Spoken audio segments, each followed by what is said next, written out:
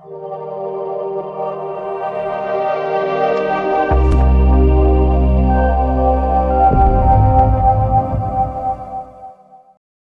wa dini ya Kiislamu wametakiwa kusoma sana Qur'an katika kipindi hiki cha mwezi mtukufu wa Ramadhani. Amesema hayo Kadhi Mkuu wa Zanzibar Sheikh Hassan Othman Ngwali katika hafla ya mashindano ya Qur'ani kwa wanafunzi wa skuli ya sekondari Tumekuja iliyopo wilaya ya Mjini, mkoa wa Mjini Magharibi. Aidha, Kadhi Mkuu wa Zanzibar amesema ipo haja ya jamii kuombea dua viongozi wa nchi ili kuifikisha nchi sehemu salama.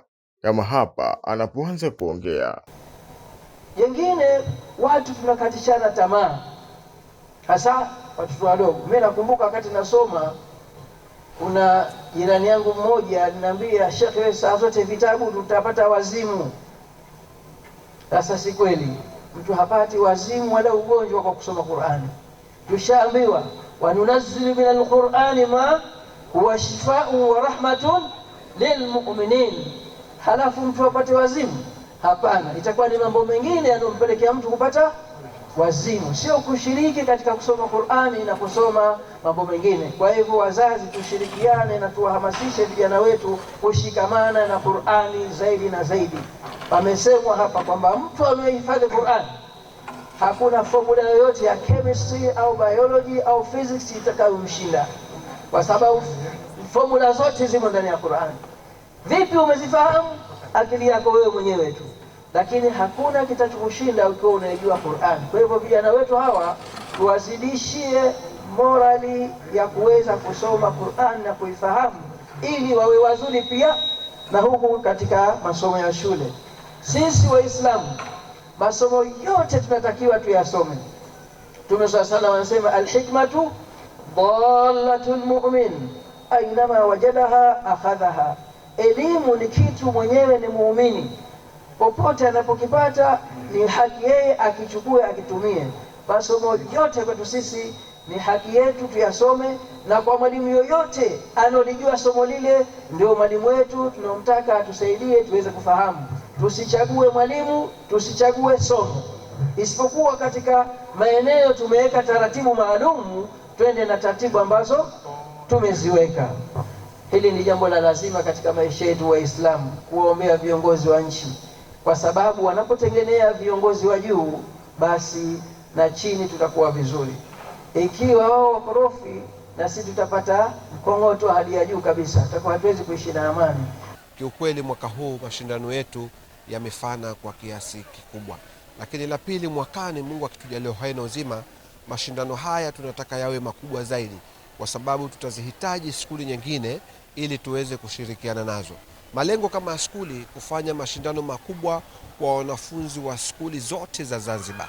Hivyo basi nitaiandikia barua Wizara ya Elimu, na wakiniruhusu basi niko tayari kuyasimamia mashindano haya ili wanafunzi wote wa skuli za Zanzibar tuweze kushiriki pamoja. Lengo kubwa ni kupeana hamasa, lakini lengo la kubwa pia vile vile ni kukumbuka maneno ya Mwenyezi Mungu, kwa sababu Qur'ani ni kitabu tukufu na kitabu ambacho kimeshushwa mwezi mtukufu wa Ramadhani, na mwezi huu ni mwezi wa mashindano. Hivyo niziombe skuli nyingine, lazima tushirikiane katika kulihakikisha swala hili tunalifanikisha kwa kiasi kikubwa sana. Elimu hii ni elimu nzuri sana, kwa sababu wanazuoni wanasema ukiweza kuhifadhi Qur'ani basi ni rahisi masomo ya kawaida kuyaweza kuyahifadhi.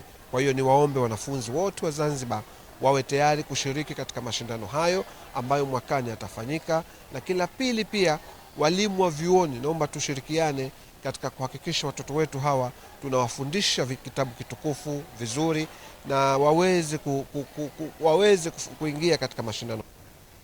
Bismillahirrahmanirrahim. وهي تجري بهم في موج كالجبال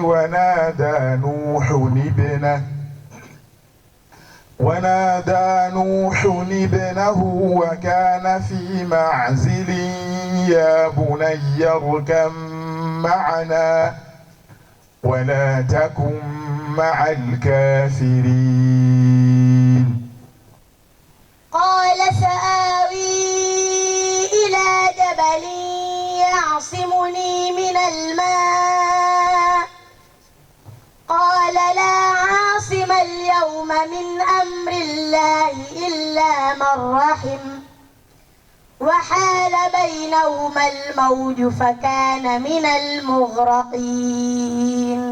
Nitangaza matokeo kama ifuatavyo. Wanafunzi waliosoma juzuu moja, ile juzuu ya 30, juzuu ya amma tumezoea kuiita, jumla ni 4. Alioshika nafasi ya kwanza ni Ilham Hassan Suleiman. Jina langu Musa Amur Ali, ni miongoni mwa watu ambao nimeshiriki mashindano haya ambayo yametokea leo. Nimeanza mwaka huu nikaona kwamba kuna haya mashindano, nikaona na mimi kwamba kwa vile japo kwa naweza japo kiduchu niweze kuingia na mimi nishiriki. Kwa nashukuru nimeshiriki, na angalau ule wasiwasi wangu niliokuwa nao nashukuru umeondoka. Lakini wito wangu kwa wenzangu ni kwamba jitahidi, unapokuwa na kipaji usikifiche. Hutakiwi ukifiche, isipokuwa unatakiwa kwamba ujioneshe jinsi gani kwamba una uwezo wa kufanya jambo fulani. Utakapokuja kujitahidi kufanya hivyo, ipo siku insha Allah kwa uwezo wake Allah utafanikiwa. Nikiripoti kutokea visiwani Zanzibar, mimi ni Abdalla Balozi.